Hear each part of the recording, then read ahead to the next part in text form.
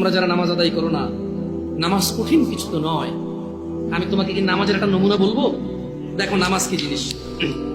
আল্লাহু আকবার বললে, তুমি সানা পড়লে, আউযু বিল্লাহ পড়লে, বিসমিল্লাহ পড়লে, আলহামদুলিল্লাহি রাব্বিল আলামিন মানে সূরা ফাতিহা পড়লে, সঙ্গে যে কোনো একটা সূরা হইলেই হলো, সঙ্গে যে কোনো সূরার বড় একটা আয়াত হইলে হইলো, অথবা ছোট ছোট তিনটা আয়াত হলে চলবে। আমি কি তোমাকে ছোট তিনটা আয়াত পড়ে শোনাবো? আউযু বিল্লাহি মিনাশ শাইতানির রাজীম, ওয়াল মুরসালাতি উরফা ফাল আসিফাতি আসফা। দুই আয়াত হয়ে গেছে। আল্লাহু আকবার। এরকম ছোট তিনটা আয়াত পড়লেই হলো।